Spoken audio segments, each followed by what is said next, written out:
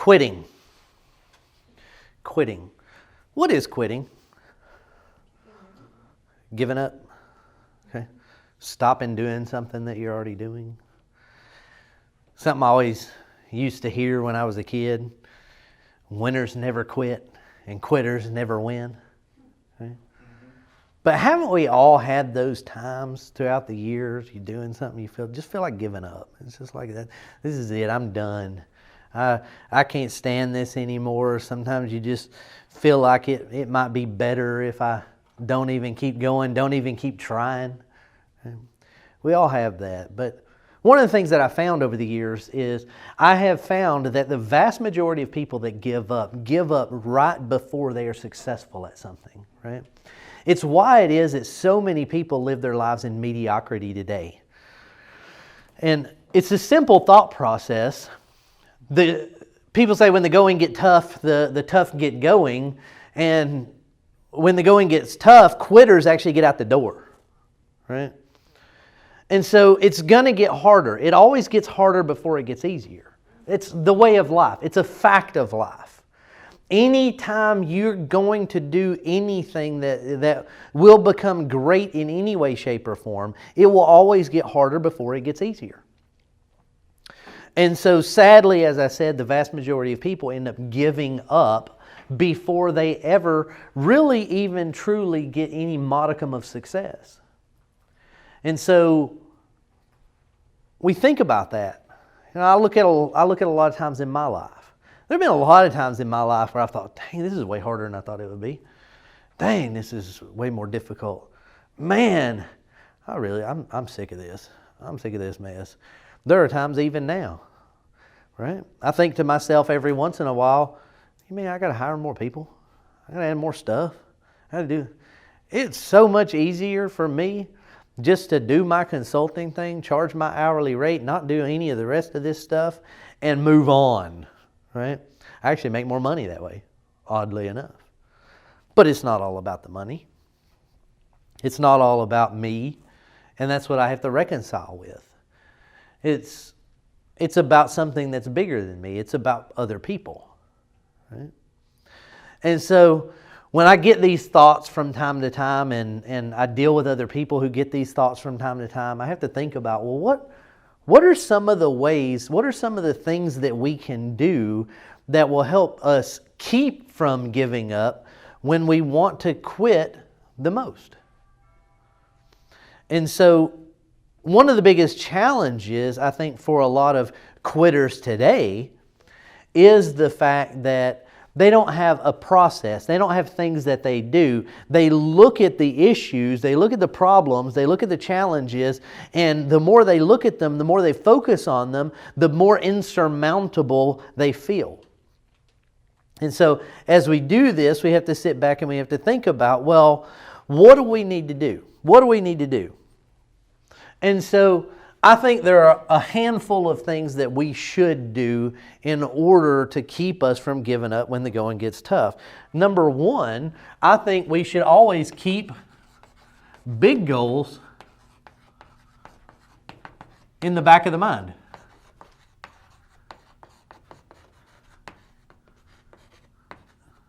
But next steps at the forefront. Keep big goals in the back of the mind, but keep the next steps at the forefront. What do I mean by that? You look for the easier things to do and get them out of the way first. Yeah, look for the easier things to do, get them out of the way first. That's going to be part of it. What else? What is attainable? What's attainable?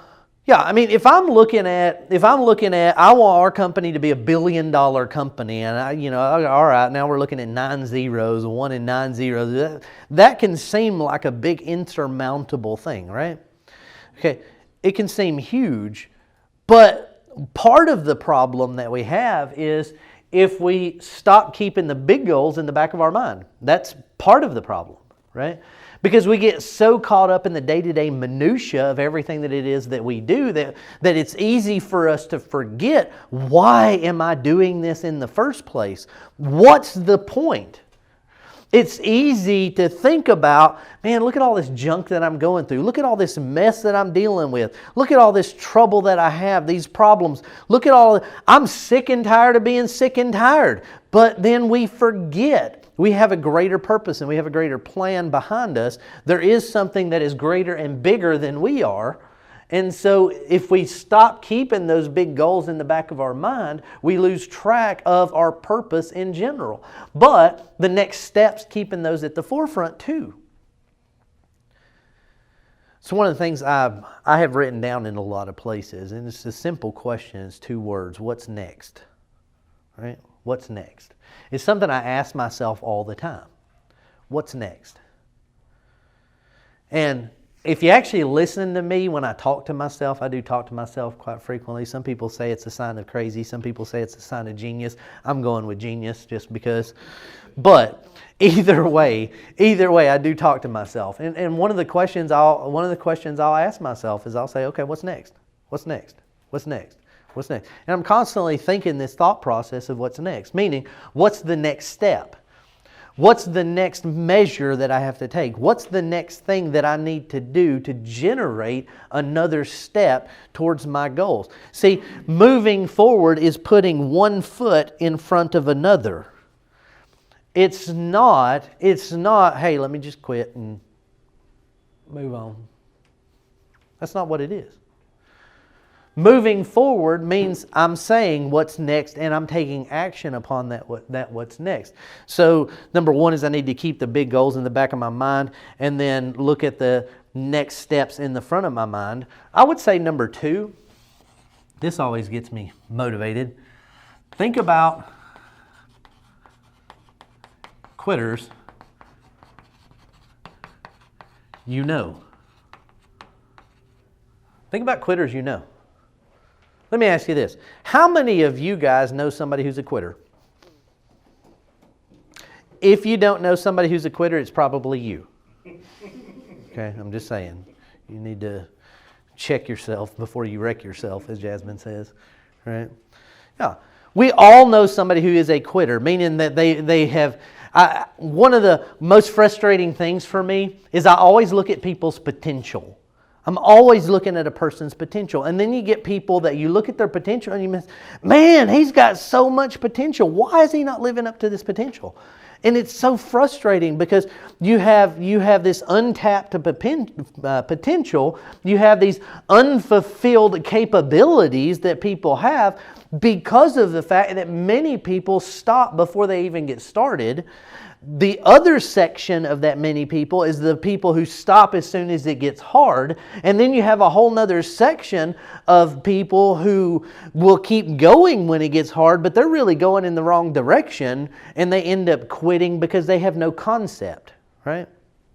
And so when we think about that, I like to think about quitters that I know. And I look at and I think about, man, this person was a quitter. Where are they today versus where they could have been if they had kept going?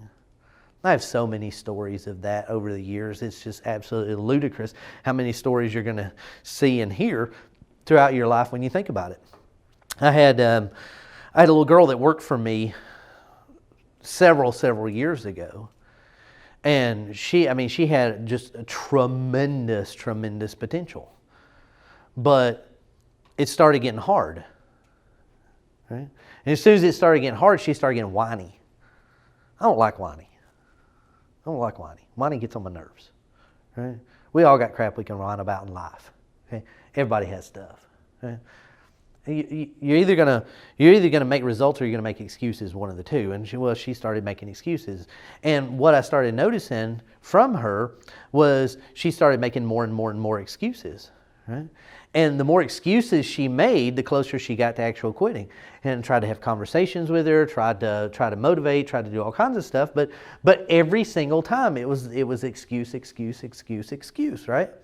And so, and I look at this particular individual. This particular individual had all of the makings of a salesperson who could have made $300,000, $400,000, $500,000 a year pretty easily. Had all the potential for that, but didn't take action. Wasn't taking action on it because it's hard. Oh, what you mean? I got to do things I don't really want to do. I got to do things I don't really feel comfortable with. What? You mean I got to pick up the phone and call somebody I don't know and risk them telling me no? But that might hurt my feelings. Okay, but you got the personality. You got the potential. But she quit.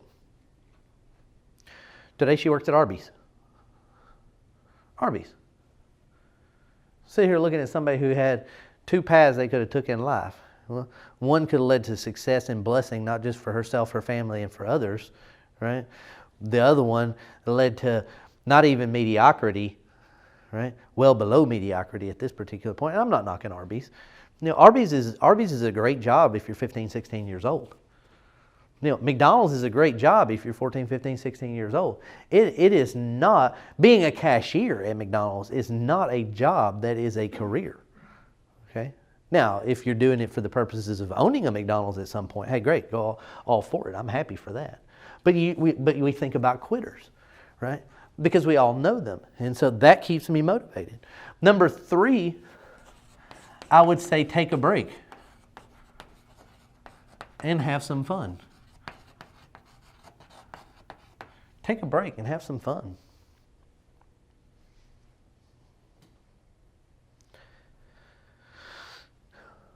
One of my weaknesses is that I, by my very nature, am a workaholic.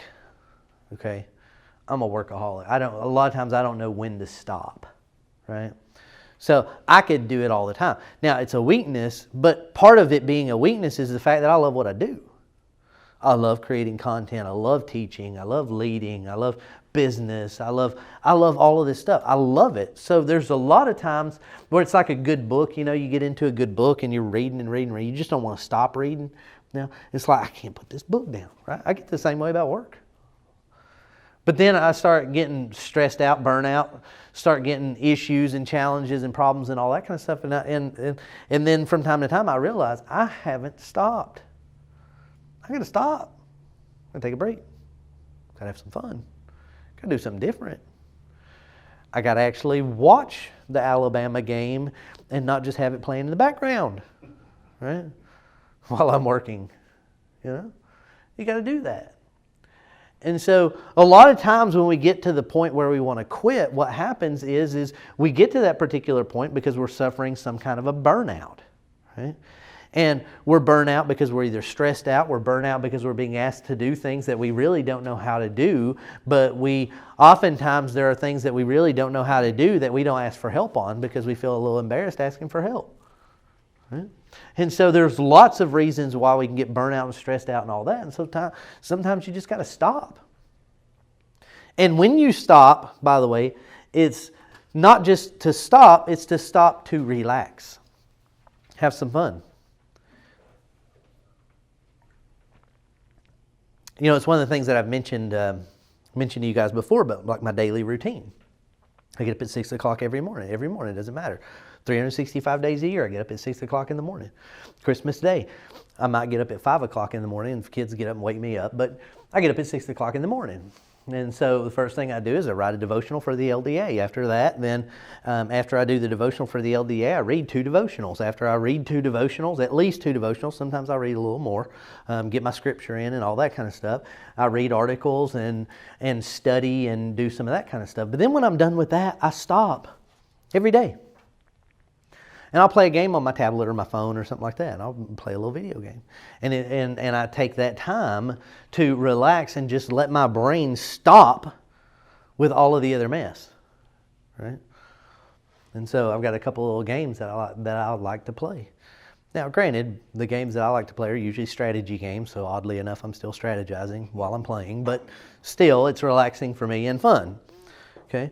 So take a break. Number 4 is, since we already thought about quitters, we also need to think about those who didn't quit. What do I mean by those who didn't quit? Who kept going, those who kept going even through the tough. Mm-hmm. Yeah, those who kept going even through the tough. Think about the successful people that you know in your life. There is no such thing as a successful person that has never had setbacks. There's no such thing as a successful person that's never had problems or challenges. There's no such thing as a successful person who didn't want to quit at some point. Okay? There's no such thing as success without sacrifice. So that being said, a lot of times we have to think about those who didn't quit. You know, the law of sacrifice says you have to give up to go up. Right? And so if we have to give up to go up, and these people that we know that are not quitters, sometimes it's easy to look at them and look at how successful a person appears to be, and we forget what the junk they had to go through to get there was. I get it all the time. People look at me and say, David, man, I wish I was in your spot. You could be in my spot if you went through what I went through. You do what I did, and you can get what I got. Tell you this, it wasn't easy. A lot of times people look at it and think, I had somebody the other day, I got so ticked off. Somebody looked at me and said, man, you are so lucky. It's like you got everything going for you. You don't know me, obviously. You have no idea what I've been through. A lot of my staff knows some of the stuff that I've been through. They've been there. I've been through some mess, ain't I? Just since y'all been here, some of y'all been here. I've been through some junk. I'm surprised I ain't dead already. Heart attack, 17 strokes. I ain't had, all that kind of mess. But hey, at the end of the day, guess what? I asked myself the question, what's next? And kept doing this. One step at a time. Sometimes it feels like it's that tornado you're walking through. Right? You got a hurricane force winds blowing against you, but you keep putting that one foot in front of another. Because every hurricane ends, every tornado ends, every storm ends. Right? That's it. The question is where are you? And when I think about the other people that I know who didn't quit, I know some people who are very successful, very, very successful people in life, in business, in general. And then I think about how many people look at them and talk about how lucky they are and how fortunate. Luck is an acronym. It stands for laboring under correct knowledge. Okay? The only luck you have in life is the luck in which you make for yourself. Right? That's it. Laboring under correct knowledge. Okay? It's just most people don't see it because it appears to be some phenomenon that actually happens because they don't see all of the junk that we deal with on a day-to-day basis. So, think about that. Number 5, I would say, I want to think more about the process and less about the result. One of the things I had to learn, I'm not naturally systems oriented, but I had to learn to be systems oriented in life. I'm not naturally, not by any stretch of the imagination. I am naturally the fly by the seat of your pants. I used to tell people I had a spiritual gift of BS. I mean, I can pull stuff out of my rear end like nobody's business and make it sound good. Okay? I mean, when I first started speaking and teaching and all that kind of stuff, I didn't even prepare. I would get up on the stage and I would stand there and I would teach and I would speak and it would sound great and man, I mean, it was just flowing, stream of consciousness. It really was pretty good. It was good, but it wasn't great. Right? Things that I didn't start becoming great until I started thinking about the process. Right? And that's what happens in life when we go through. If I think more about the process and less about the result, one of the things that we tend to focus on is, especially in life, we over-focus on results. Well, here's what I'm supposed to be. Here's what I need to be. Here's what I need to be doing. I need to be writing 15 applications a week. I mean 15 apps. You can't control that.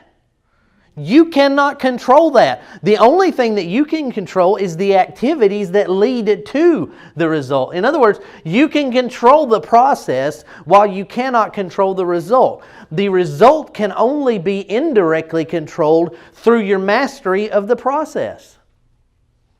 That's a hard lesson for a lot of us to learn.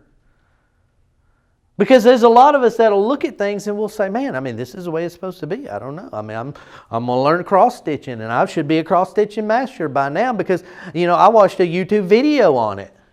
I mean, I should be like an expert. I should have a 30-foot canvas by now. Well, with just completely cross-stitching. I got Jesus and baby Jesus, and I got everything on this thing. I know I hadn't cross-stitched the first thing ever, and I don't really know how to do it other than that YouTube video that I watched. No, I'm just kidding. I really haven't watched cross-stitch videos. But the point is that a lot of times we over-focus on the result, and we forget that every result requires a process. Every result requires a process. And so until we sit down and start breaking down the process into the step-by-step, remember that kind of goes back to what I was talking about what's next. Right? Until we start breaking that process down into what's next, what are my next steps? What do I got to do? If Derwin over here needs to sign up new clients, I may be focused on how many clients he's signing up. But he needs to be focused on the process. Okay? Because if Derwin's gonna sign up new clients into his practice, then what needs to happen? Well, if we work it backward, okay, a new client needs a yes. Right? And a yes needs a presentation. And a presentation needs an appointment. And an appointment needs a phone call. Right? Appointment actually needs a contact before it needs a phone call. Right? So appointment needs a contact needs a phone call needs a name and a phone number. So the process starts with, how do I get names and phone numbers? And then every other step along the way. And the more you load the process, the more likely you are to get the result. Right? But, it's easy to get frustrated and quit.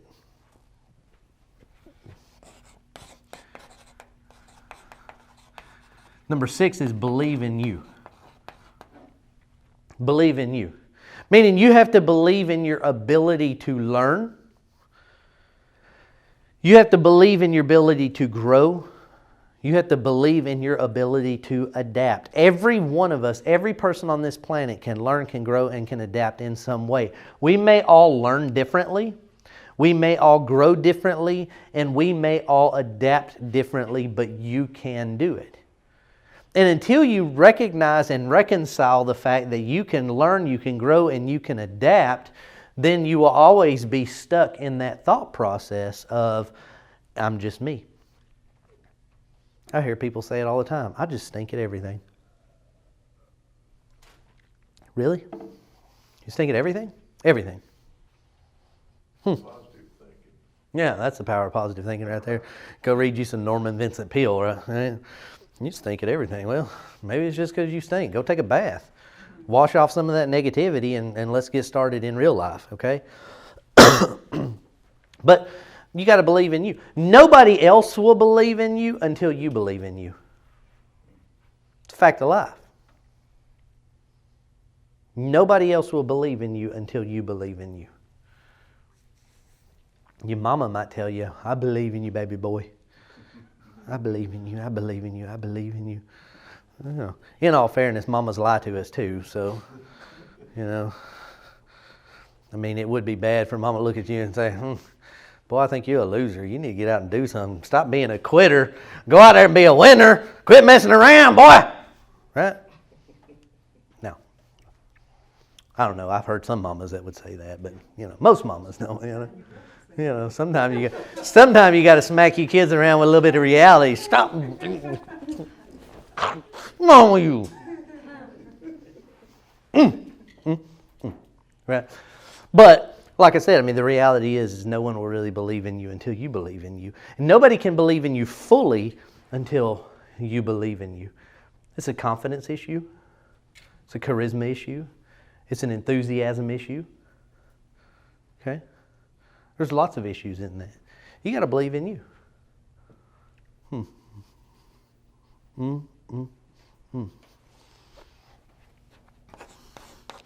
Number 7, I would say reflect on what you're not doing well. Reflect on what you're not doing well.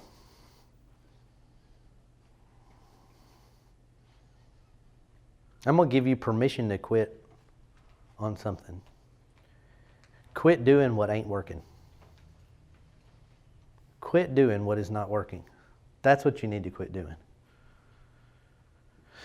See, a lot of times,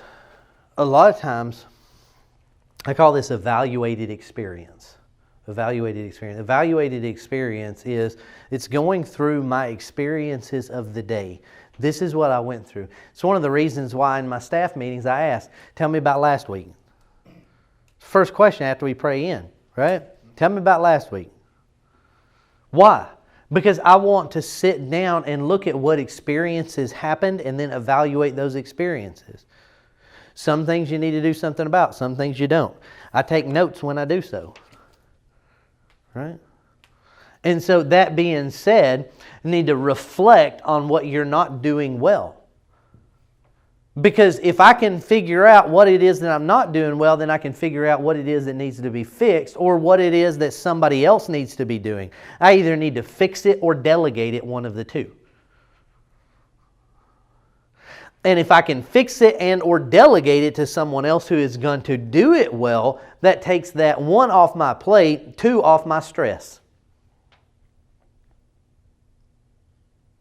I remember a few years back, one of the things that I did, I sat down because, I was stressed. You're talking about stressed out. I was stressed out. And I got to thinking about all the junk that I do on a day-to-day basis. I started making a list. These are all the things that I do on a day-to-day basis. And I made that list out and brought it in a staff meeting. And one of the things that I did in staff meetings, I passed the list around and I said, who is willing to take on what on this list? Roughly 90% staff volunteered to take on roughly 90% of what was on that list. So I could focus on the most important things and not the junk that's just urgent. Right? And we have been so much productive as a team since then. It's amazing. But you're talking about being stressed. There's a lot of this stuff that was on my plate, and I couldn't do any of it well because it's too much stuff. One person can't do 400 different things. So, what am I not doing well? What do I need to do better? What do I need to delegate? And then what do I need to delete? In other words, what are things that I'm doing in business, at work, in life? What are things that I just shouldn't be doing, period. It's not productive in any way, shape, or form.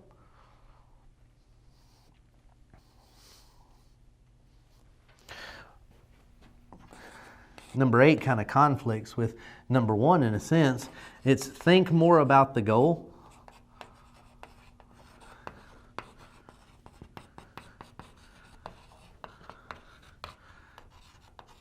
And less about each step. Think more about the goal and less about each step. Remember up here I said keep big goals in the back of the mind, but next steps at the forefront. Now I'm saying think more about the goal and less about each step. What do I mean? Don't forget the big picture. Okay? Don't forget the big picture, meaning the big picture's got to be in the back of your mind at all times, but sometimes that big picture's got to be in the forefront of your mind too, right? And what happens here is sometimes I get so focused on the what's next that I forget the why, right? And then what I find when I'm doing that is I look at my to-do list and I say, I got 342 things on my what's next list, right? And I forget the why. So I got to keep a proper balance between these two things. I got to always have the goal in there, and I got to always have the what's next in there. But I can't let the goal be so big that I forget the what's next. That makes me a dreamer. And I can't let the what's next get so big that I forget the goal, because that ultimately makes me ineffective. You ever met those dreamers? Ever met those kind of people? The kind of person that constantly talks about all the great things they're going to do in life, and they never actually accomplish or achieve anything. And the reason they never actually accomplish or achieve anything is because of the fact that they're always dreaming about it, but they never actually take the steps. Or you get those people that are constantly taking steps, but then they forget that there's supposed to be a vision with those steps. It's interesting. Activity does not necessarily equal accomplishment. Okay. So I got to think more about the goal and less about each step. Number 9, I need to do what gives me energy. Do what gives you energy. Meaning what?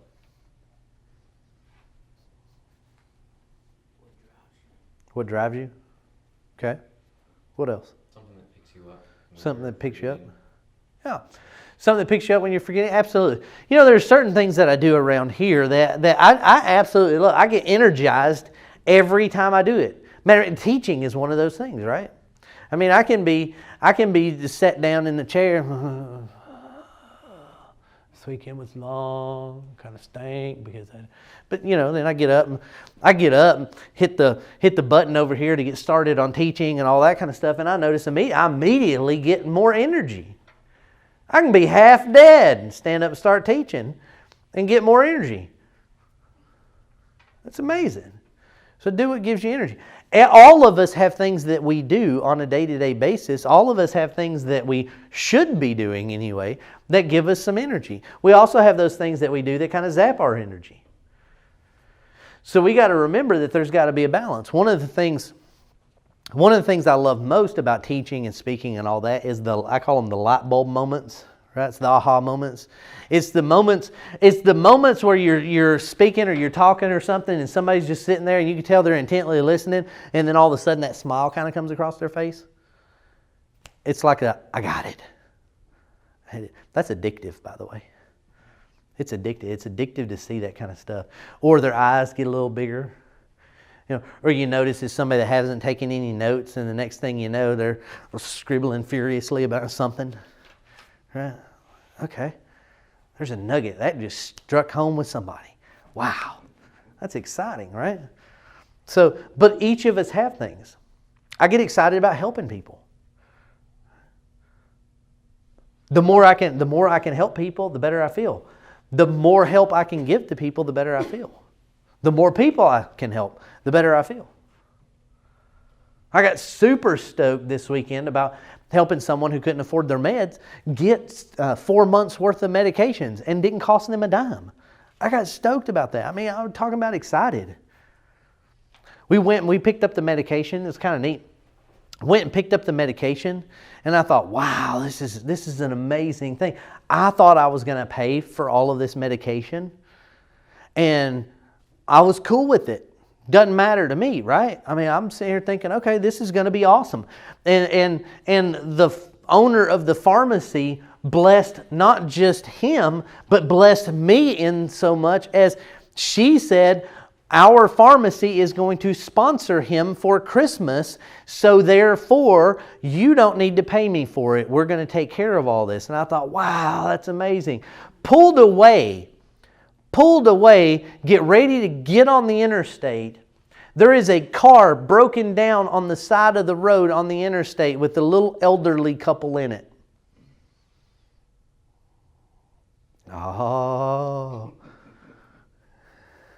now I see.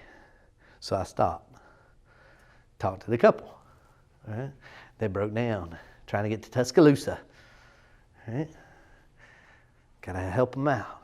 So we stopped and we helped him out. He said, He said, I owe you for this. He said, you've given me money to get this fixed and all that. Give me your address so I can send you money back when we get home. No, sir, I'm not going to do that. All I'm going to tell you to do is pay it forward to somebody else. Right? Isn't it amazing? It's amazing. Talking about energy. I mean, I floated the entire time. I know my car is fast and all that kind of stuff, but I really floated all the way home. Right? Sometimes I feel like I'm floating anyway, but I floated all the way home. It was exciting. Right? It was exciting. And it was exciting because I was blessed in not having to pay for all that stuff, but then I ended up turning around the money that I was going to and be able to help somebody. 2 people with $1. How about that? Right? That's God math to me. You know? Man, do what gives you energy. The more of that kind of stuff gives you energy. You can't quit when you're doing something like that. You can't quit. When you are energized and all that kind of stuff, you cannot quit. It just ain't going to happen. Number 10, you got to think about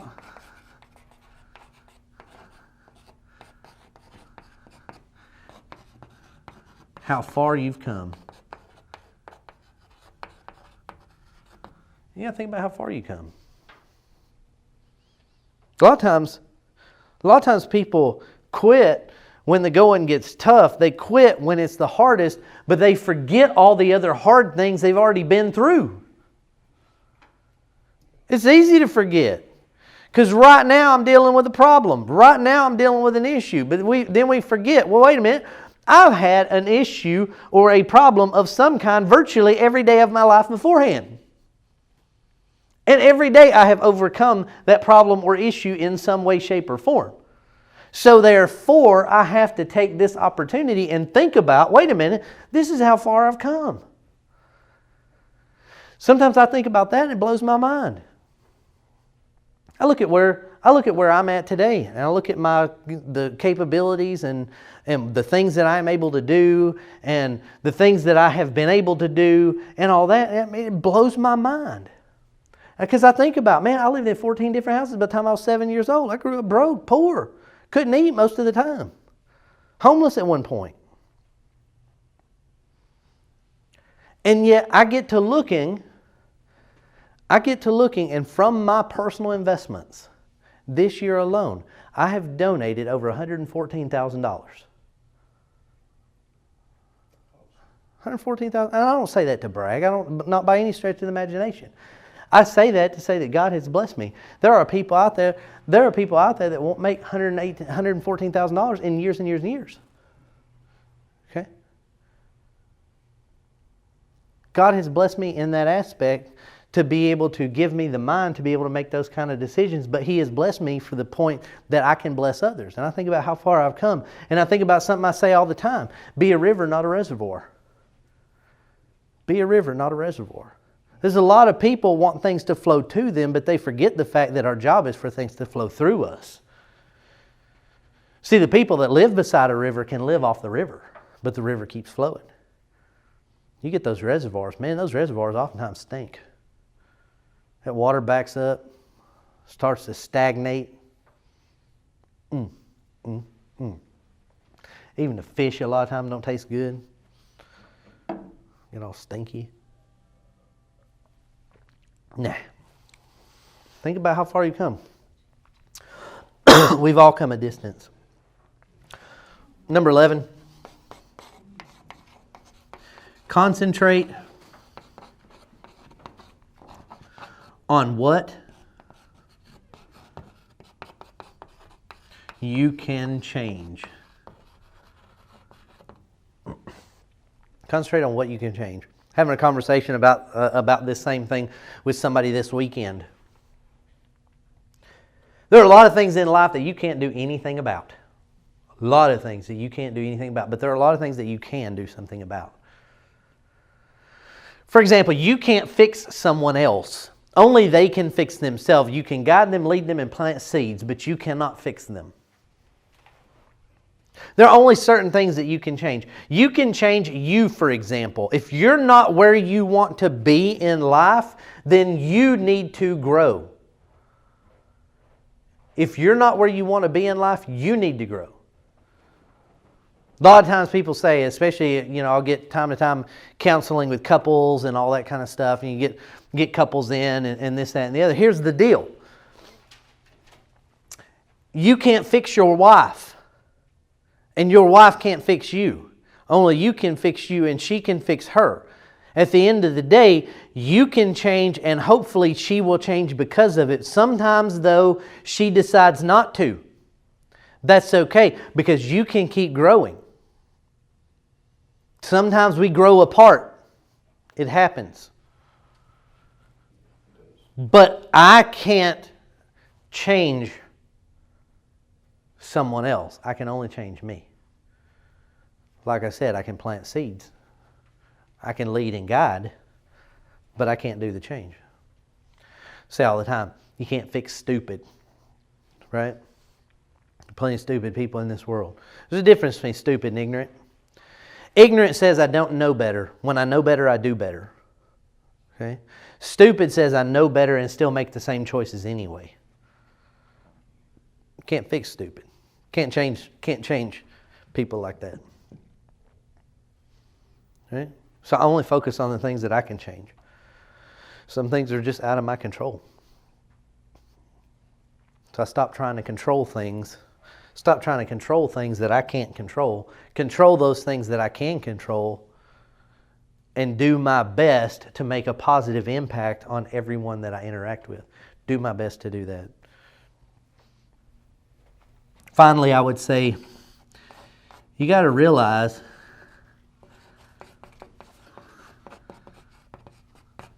that your purpose in life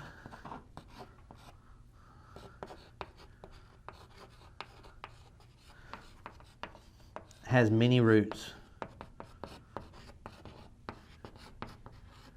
Has many roots, has many paths. Has many paths, many roots. Your purpose in life has many roots. A lot of times people say, well, David, I know I have a purpose for my life. I have a meaning. I have a calling for my life. I know I have certain things that it is that I'm supposed to do. A lot of times, though, we tend to over-focus on the vocation of that.